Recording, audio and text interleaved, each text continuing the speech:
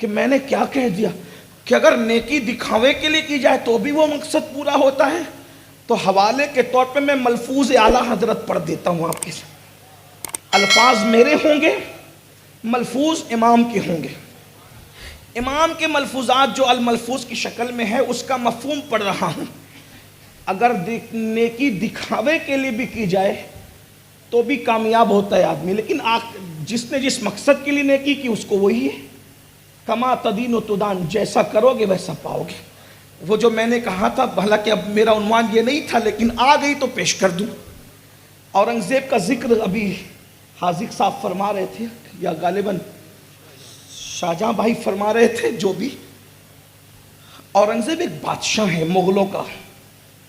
مغل خاندان میں محققین کی تحقیق کے مطابق سب سے بدترین اگر کوئی آدمی ہے تو وہ اکبر ہے، اور مغلیہ خاندان میں سب سے بہترین اگر کوئی انسان ہے تو وہ اورنگزیب ہے. ایک ایسا لبرل بادشاہ گزرا ہے اکھنڈ بھارت میں جس نے ہندو مسلم سکھ عیسائی کی تفریق کے بغیر سب کے ساتھ ایسا سلوک کیا جیسا ایک باپ اپنے بچوں کے ساتھ کرتا ہے. ایک الگ عنوان ہے، لیکن ہم کسی بادشاہ کی صفائی دینے نہیں بیٹھے. لیکن بات آئی تو عرض کروں، بادشاہ اورنگزیب کی عادت تھی کہ کوئی مصیبت آئی، کوئی مہم آئی، کوئی مشکل آئی تو وہ ولی تلاش کرتے تھے. زمین کے اوپر ولی ہوتا اس سے بھی دعا لیتے، اور جو اولیاء زمین کے اندر ہوتے اس سے بھی دعا لیتے. اورنگزیب کی عادت تھی. یعنی اس دور کا بادشاہ بھی خوش عقیدہ تھا، اور اتنا خوش عقیدہ تھا کہ وہ جنگ پہ بعد میں جاتا تھا، پہلے دعا کا سہارا لیتا تھا. اس لیے کہ حدیث پاک ہے، الدعاء صلاح المؤمن، دعا مومن کا ہتھیار ہے. آج کل کے نوجوان چھوکرے تو ولیوں کا مذاق اڑاتے ہیں، ان کی قبروں کو مٹی کا ڈھیر کہتے ہیں، اور سب کو شک کی نظر سے دیکھتے ہیں کہ ان کی دعا کیا کام آئے گی. اللہ کے بندو، ولیوں کی دعا فوراً قبول ہوتی ہے. اس کے ثبوت بے شمار موجود ہے، لیکن یہاں وہ عنوان بھی نہیں. اورنگزیب جانتے تھے جہاں ہتھیار کی طاقت کام نہیں آتی وہاں اللہ والوں کی دعا کام آتی ہے. نگاہ مرد مومن سے بدل جاتی ہے تقدیریں، جو ہو ذوق یقین پیدا تو کٹ جاتی ہے زنجیریں. اور اقبال نے کہا تھا، نگاہ ولی میں وہ تاثیر دیکھی بدلتی ہزاروں کی تقدیر دیکھے.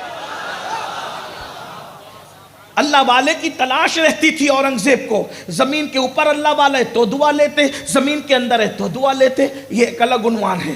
اورنگزیب کو ایک مہم درپیش تھی، بڑی جنگ پہ جانا تھا.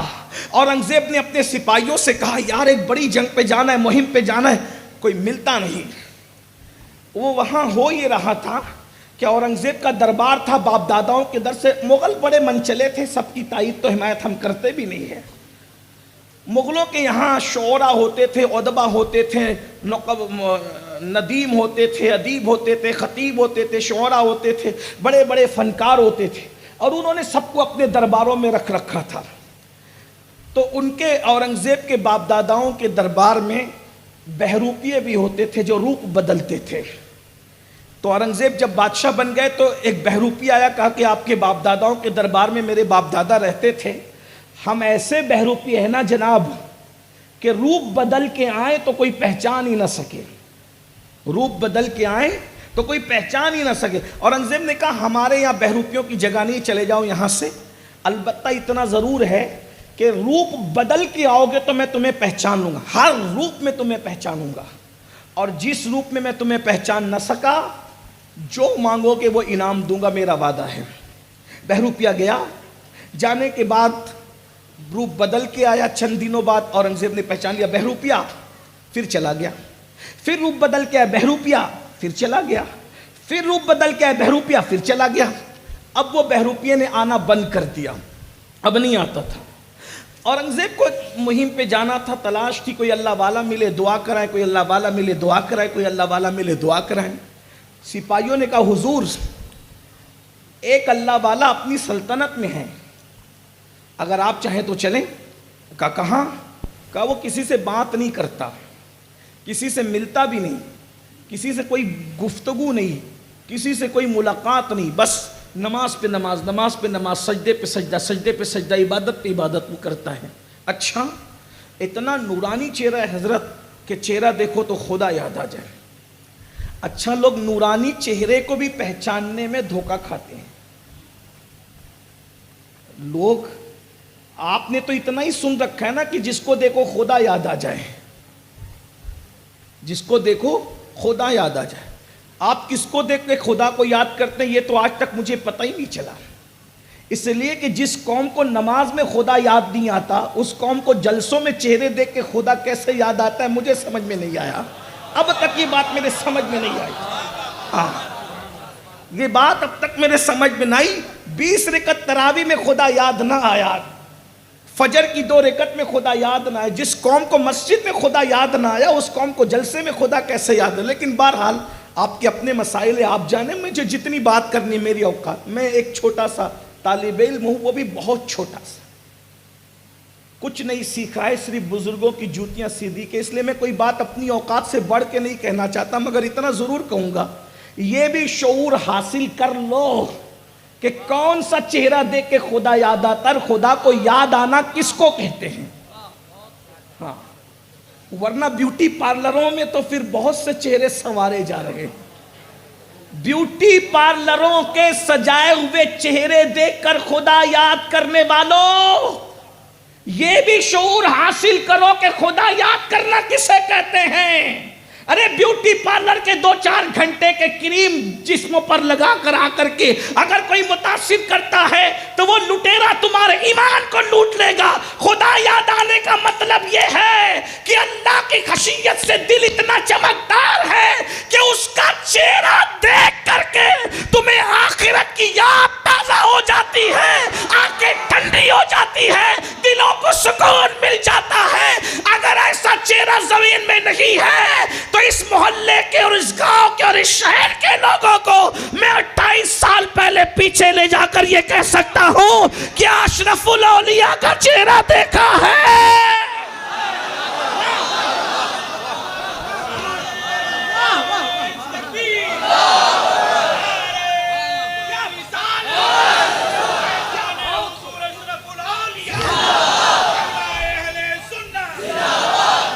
یہی تو ماتم کی بات ہے کہ جس قوم کو مسجد میں خدا یاد نہیں آتا اس کو جلسوں میں کس طریقے۔ بہرحال ایک تو کہا کہ حضور اتنا خوبصورت اور حسین و جمیل چہرہ ہے کہ دیکھو تو خدا یاد۔ اب اورنگزیب تو پھر اورنگزیب ہے، وہ بادشاہ، اس نے کہا بھائی مہم دعا تو لینی ہی پڑے گی۔ بہت تحفے تحائف لے کر کے گئے اور دیکھا تو نماز پہ نماز، نماز پہ نماز، سجدے پہ سجدہ، عبادت پہ عبادت، بیچارہ بڑے بھولے بھالے چہرے میں، اور امامہ خوبصورت اور ابا قبا سب بالکل قاعدے کی تراشی خراشی داڑھی۔ دور سے اورنگزیب نے جوتے اتار دیے۔ توجہ آپ کی، توجہ تو آپ کی ہے، بہت خوبصورت توجہ ہے، لیکن غور کریں، سننے سے زیادہ سمجھنے کی بات ہے۔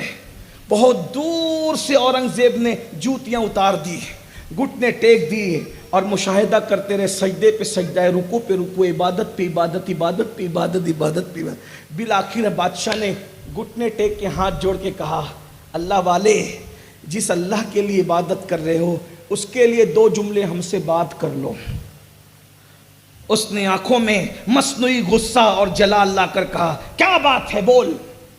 تو ہاتھ جوڑ کے کہا، بہت بڑی مہم پہ جانا ہے، اور اورنگزیب کی عادت ہے جب اورنگزیب کسی مہم پہ جاتا ہے تو اپنی طاقت پہ بھروسہ کرنے کی بجائے اللہ والوں کی دعاؤں پر اس کو اعتماد ہے، ہاتھ اٹھا کے دعا کر دے کہ اللہ مجھے کامیاب کر دے۔ اس نے ہاتھ اٹھا کر دعا کرنے کی بجائے امامہ سر سے اتارا، اور امامہ سر سے اتار کے کہا، پہچانا؟ پہچانا؟ اورنگزیب کی آنکھوں میں خون اتر آیا، اب پہچانا۔ میں نے کہا تھا نا میں تجھے دھوکہ دوں گا اور تو مجھے نہیں پہچانے گا، میں وہ بہروپیہ ہوں۔ کہاں؟ لیکن میں تجھے ہر روپ میں پہچان سکتا تھا، مذہب کے روپ میں بھی کوئی دھوکہ دے گا یہ اورنگزیب کو کبھی خیال بھی نہیں گزرا تھا۔ اب تو پہچان گیا تجھے، لیکن مجھے یہ خیال نہیں تھا کہ یہ لباس نماز کے لباس میں، مذہب کے لباس میں، مسلک کے لباس میں، مشرق کے لباس میں، اہل اللہ کے لباس میں بھی کوئی دھوکے باز ہو سکتا ہے بہروپی. مجھے یہ تصور بھی نہیں گزرا تھا، کیونکہ ہم یہ کبھی تصور کر بھی نہیں سکتے تھے. لیکن چونکہ میں نے وعدہ کیا تھا کہ اگر تو مجھے دھوکہ دے لے گا، جو مانگے گا تجھے دیں گے. مانگ کیا مانگتا ہے؟ مانگ لے کیا مانگتا ہے؟ اس کی آنکھوں میں آنسو تھے. کہا اورنگزیب اب کچھ نہیں مانگتا. اورنگزیب اب کچھ نہیں مانگتا. کہا کیوں؟ اسی مانگنے کے لیے تو اتنے جتن کیے تھے نا، اب کیوں کچھ نہیں مانگتا؟ کہا مجھے خود آج پتا چل گیا، جب تجھے دھوکہ دینے کے لیے میں نے نماز پڑھی، جب میں نے تجھے، بھئی یہی تو تھا نا کہ میں تجھے دھوکہ دے لوں گا، جب میں نے تجھے دھوکہ دینے کے لیے نیک عمل کیا تو اس کا صلہ میں دیکھ رہا ہوں کہ اکھنڈ بھارت کا بادشاہ گھٹنے ٹیک کر میرے سامنے ہاتھ جوڑ کر کے کھڑا ہے. یہ دکھاوے کے عمل کا نتیجہ ہے. ارے جب میں نے دکھاوے کے لیے عمل کیا تو اکھنڈ بھارت کا بادشاہ ہاتھ جوڑ کے گھٹنے ٹیک کر میرے قدموں میں آ گیا. اگر میں نے عمل اللہ کو راضی کرنے کے لیے کیا ہوتا تو اللہ مجھے کیا عطا فرماتا.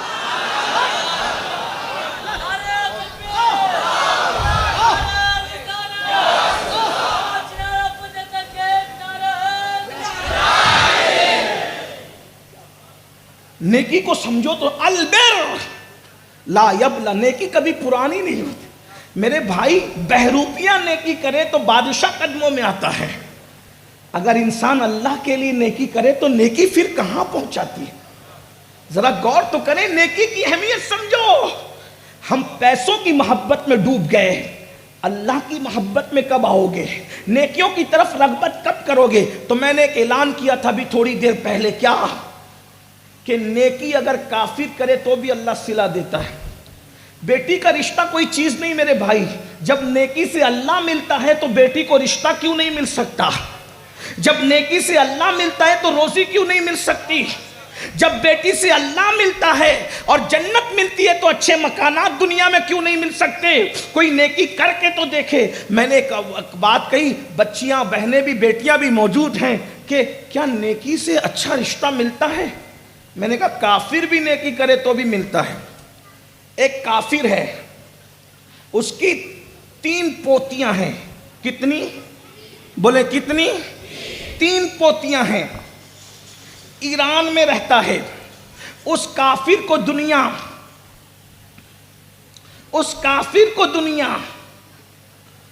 کس نام سے جانتی ہے؟ اللہ اکبر، نوشیروان کے نام سے.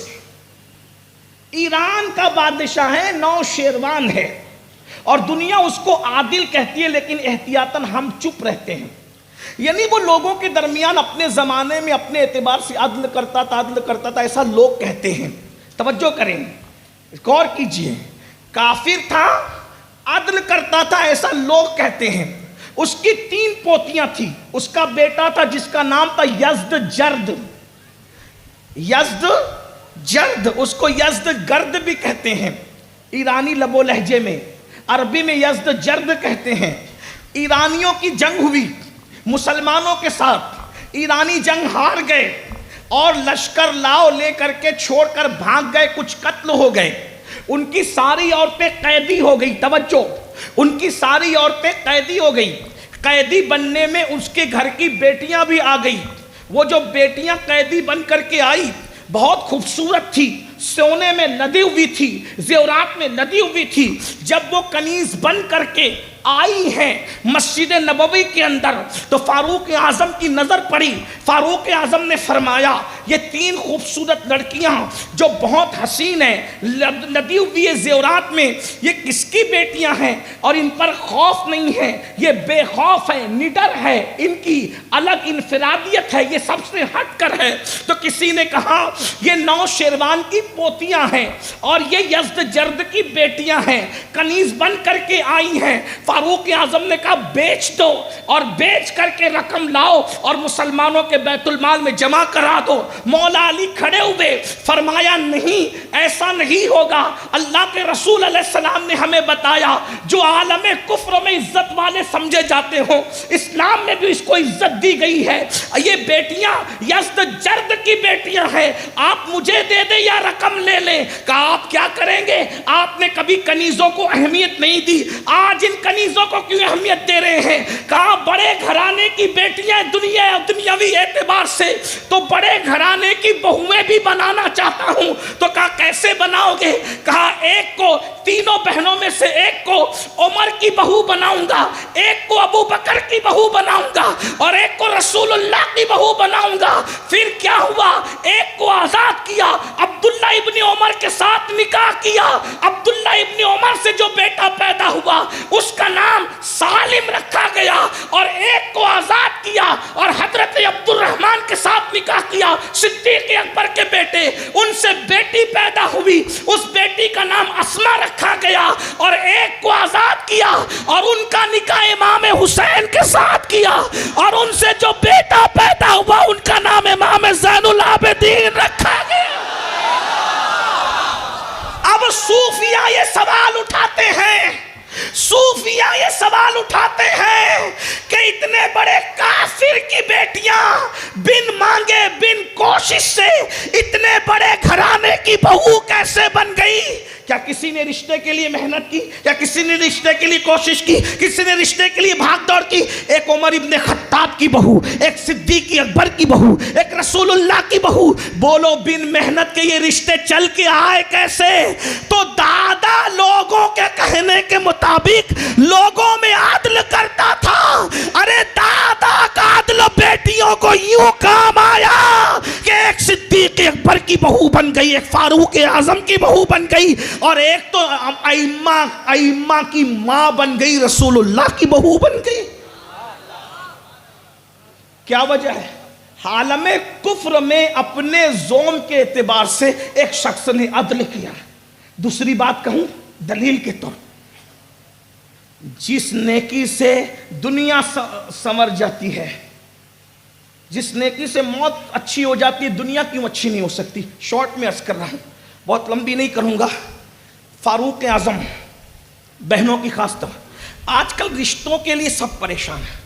ہندوستان بیرون ہند جہاں جا رہے ہیں, حضرت دعا کرو, حضرت دعا, روزی کے لیے پریشان, رشتوں کے لیے پریشان, بے چین, 3-4 گولیاں نیند کی کھاتے ہو مگر نیند نہیں آتی سکون کی. کیوں؟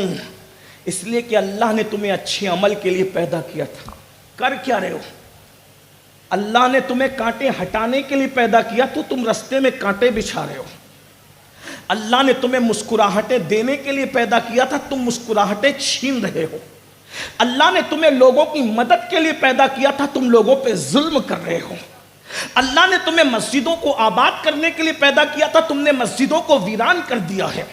اللہ نے تمہیں لوگوں کے ساتھ حسن اخلاق سے پیش آنے کے لیے پیدا کیا تھا, تم لوگوں کے ساتھ بد اخلاقی کر رہے ہو. خود بھوکے رہ کر کے لوگوں کو کھانا کھلانے کے لیے اللہ نے پیدا کیا تھا, تم دوسروں کا لقمہ چھین کر کے کھا رہے ہو. اس لیے تمہاری دنیا بھی جہنم بن چکی ہے, اور جس قوم کی دنیا جہنم بن جائے پھر اس قوم کی آخرت کا کیا حال ہوگا اس کا وہ اچھی طریقے سے اندازہ کر لیتے ہیں. آپ یہی تو کہتے ہیں نا تھوڑی دیر میں بارش ہونے والی ہے. یہ تھوڑی دیر میں بارش کا اندازہ کیسے چلتا ہے؟ بارش بعد میں آتی ہے, ٹھنڈی ٹھنڈی ہوائیں پہلے چلتی ہے, ٹھنڈی ہوائیں بتاتی ہے کہ میرے پیچھے بارش ہے. ایسا ہی ہے نا, اللہ اکبر. اور جب گرم ہوائیں چلتی ہے تو آپ کہتے ہو انقریب آندھی آنے والی ہے, انقریب طوفان آنے والا ہے. ٹھنڈی ہوائیں بارش کا اعلان کرتی ہے, گرم ہوائیں طوفان کا اعلان کرتی ہے. اب مجھے بتاؤ, جب تمہارے اعمال کی وجہ سے راتوں کی تاریکیوں میں نرم نرم گدوں پہ لیٹ کر زنا کی فلمیں دیکھنے والوں, تمہیں چین کی نیند آئے گی؟ تمہیں سکون کی نیند آئے گی؟ سود کے حکم ہے اپنے حلق کے نیچے اتارنے والوں، وہ سود جو سور کھانے سے بھی بدترین جرم ہے۔ سور سے نفرت ہے، سود سے تمہیں نفرت نہیں ہے۔ بتاؤ جب تمہارے پیٹ میں سود کے لقمے ہوں گے تو تمہیں چین کی نیند کیسے آئے گی؟ بچوں کو چوری کا کھلایا، بچوں کو ڈکیتی کا کھلایا، بچوں کو حرام کھلا کر ان کا خون تیار کیا۔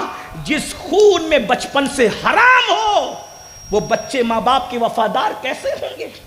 وہ بچے ماں باپ کے فرما بردار کیسے ہوں گے؟ بڑھاپے کی دہلیز پر پہنچنے کے بعد جب اپنی جوانی میں تمہارے بچے تمہیں لات مارتے ہیں تو کیا کہتے ہو؟ پیر صاحب دعا کر دو میرا بچہ سنور جائے۔ سنورنے کا راستہ تم نے کون سا چھوڑا ہے میرے بھائی؟ جس کا خون حرام سے بنا ہو،